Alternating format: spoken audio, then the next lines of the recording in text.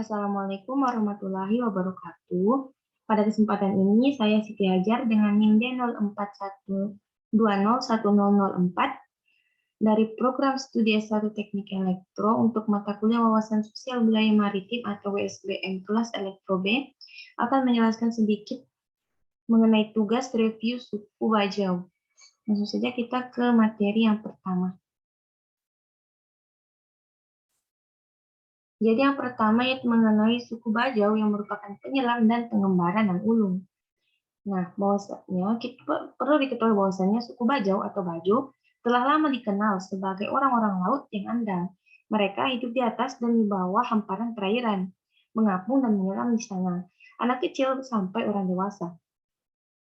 Nah, di Indonesia sendiri, suku Bajau atau suku Bajo ini bisa kita temui di perairan Kalimantan Timur, tepatnya di daerah Berau dan Bontang. Kemudian ada juga di daerah Kalimantan Selatan, tepatnya di Kota Baru. Kemudian di daerah Sulawesi Selatan, di bagian Selayar, di daerah Sulawesi Tenggara, Gorontalo, Nusa Tenggara Barat, Nusa Tenggara Timur, Sumeneb, dan wilayah Indonesia Timur lainnya. Nah, orang Bajo sendiri dikenal bisa lebih tahan lama menyelam di air. Mereka disebut-sebut bisa tahan sampai 13 menit di kedalaman 60 meter tanpa alat bantu nafas atau oksigen. Nah, dilansir dari cnnindonesia.com, kelompok studi Maritim Lembaga Ilmu Pengetahuan Indonesia atau LIPI, Dedi Supriyadi Aduri, menyebutkan bahwa kemampuan itu adalah hasil adaptasi dari kebiasaan orang Bajo yang hampir 24 jam hidup di laut. Nah, padahal kita ketahui jika tanpa alat bantu nafas, rata-rata manusia awam itu hanya dapat bertahan 30-60 detik di dalam air. Bahkan, rekor terlama bertahan di dalam air yang diperoleh oleh penyelam asal Denmark, Stig Severinsen, yaitu hanya 20 menit. Itu pun diraih dengan pelatihan yang rutin dan terencana.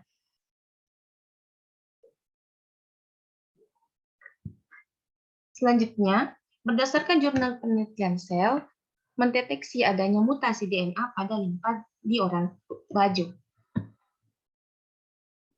Nah, inilah alasan mengapa orang Bajo ini dapat menyelam dan bertahan dan menahan nafasnya di dalam air jauh lebih baik di atas manusia rata-rata. Jadi, saat seseorang menyelam dan menahan nafas, maka akan terjadi reaksi. Detak jantung melambat, pembuluh darah menyempit, dan limpa pun berkontraksi. Kontraksi pada limpa itu berfungsi untuk menghemat energi saat seseorang kekurangan oksigen. Nah, berdasarkan jurnal tersebut, limpa orang Bajo kemungkinan itu lebih besar, sehingga kuat untuk berada di dalam air dalam jangka waktu yang lama. Kemudian materi yang ketiga yaitu mengenai julukan bagi orang Bajau. Jadi, suku Bajau atau suku Bajo yang warganya sebagian besar memeluk agama Islam ini mempunyai banyak sebutan atau julukan. Sebagian orang menyebut mereka orang laut karena mereka menghabiskan hidup mereka di laut. Orang Jawa menyebut mereka itu sebagai bujus, sedangkan orang Melayu menyebutnya celates. Di perairan Selat Makassar, mereka disebut Bajau atau Baju. Sementara itu, mereka sendiri menyebut diri mereka sebagai orang sama.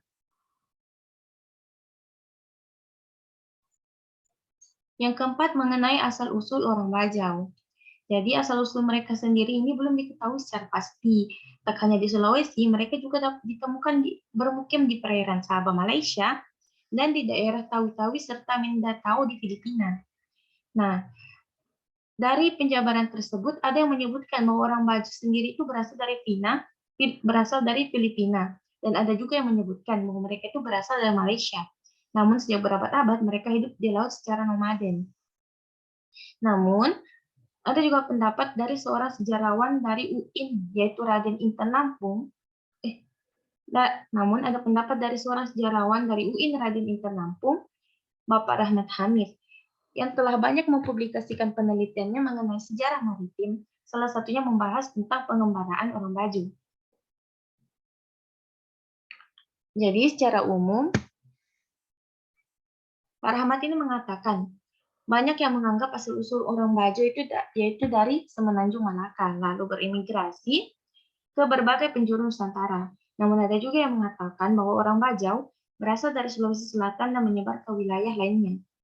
Ia mengakui Rekam jejak orang Bajau memang belum bisa dideteksi secara pasti, namun bisa ditelusuri melalui hubungan dengan beberapa kerajaan di Nusantara, seperti Kerajaan Malaka, Luoxiang, Makassar, dan Bone. Nah, pada masa Kerajaan Malaka, yaitu pada abad ke-15, puluhan orang Bajau ini mengiringi Raja Parameswari ketika pindah dari Tumasi di Singapura ke Muar. Saat itu, orang Bajau menemukan tempat di Sungai Bertam. Sungai itu kemudian menjadi Malaka. Sementara itu, Rahmat juga menyebut keberadaan orang Bajau di bagian timur Nusantara ini selalu dikaitkan dengan Johor. Hal itu sebagaimana tertulis dalam buku berjudul Orang Laut, Raja Laut, Bajak Laut, karya Adrian Lapian. Jadi, dalam buku ini, orang Bajau dalam cerita rakyat Kalimantan Utara disebut-sebut sebagai keturunan dari Pelaut Johor yang ditugaskan oleh Sultan untuk mengantar putrinya yang bernama Dayang Ayesha ke Sulu. Nah, ternyata dalam pelayaran itu mereka diserang oleh kapal Brunei dan berhasil menculik sang putri. Karena tidak dapat melindungi sang putri, mereka tidak mau kembali lagi ke Johor atau meneruskan pelayaran ke Sulu karena mereka di sini merasa bersalah. Akhirnya, sejak itulah mereka hidup mengembara ke penjuru lautan. Nah, di dalam buku karya Adrian Lapian ini juga dijelaskan bahwa cerita lain mengenai asal-muasal pengembaraan orang Bajau. Nah, beberapa abad silam, orang Bajau hidup di atas perahu di semenanjung Melayu. Mereka bekerja sebagai nelayan dan hidup dengan damai. Dalam buku ini mereka diceritakan sebagai orang-orang yang takut dengan orang darat. Namun suatu hari kepala suku darat itu suka kepada putri dari kepala suku Bajau. Nah, akhirnya kepala suku darat itu menculik anak dari kepala suku Bajau dan membawanya ke darat. Tapi putri itu berhasil melarikan diri ke laut dan bertemu dengan orang Bajau lainnya. Nah, sejak saat itu, orang Bajau itu kemudian memutuskan untuk berlayar sejauh-jauhnya karena mereka takut dikejar oleh orang darat yang mencari putri tersebut. Hal ini disebutkan dalam tulisan Adrian dalam bukunya di halaman 109. Kemudian orang Bajau itu berlayar dari satu titik ke titik lain. Mereka tak berhenti menyusuri lautan dengan alam sebagai pemandunya.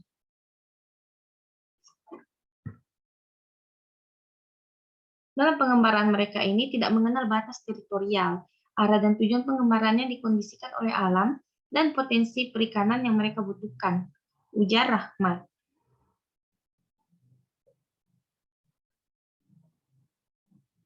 Namun sayangnya, keberadaan dari suku Bajau ini ternyata belum diakui oleh negara. Jadi, pada beberapa tahun silam, pemerintah Indonesia tidak mengakui orang Bajau sebagai warga negaranya. Hal ini tentu saja mempunyai alasan.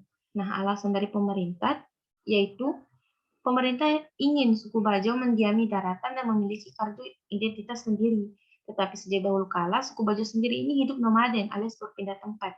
Jadi penyeragaman syarat menjadi warga negara itu amat memberatkan mereka.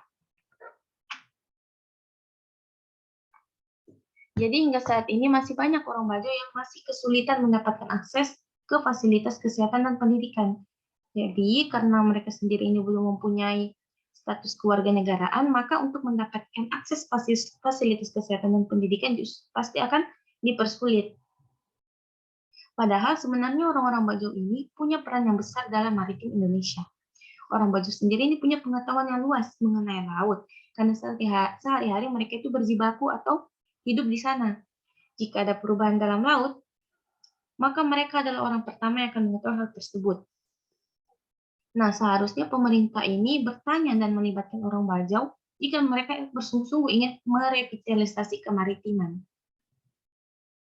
Nah, perlu diketahui juga ternyata kisah mengenai salah satu warga suku Bajau yang bermukim di Kepulauan Togean, Sulawesi Tengah, bisa kita lihat atau kita nonton dalam dokumenter di Netflix berjudul Jago Alive Underwater, karya James Reed dan James Morgan, atau The Bajau karya Dandi Dwi Laksono. Nah, jadi itu dia tadi review mengenai suku Bajau yang dapat saya sampaikan. Kurang dan lebihnya saya mohon maaf. Terima kasih. Wassalamualaikum warahmatullahi wabarakatuh.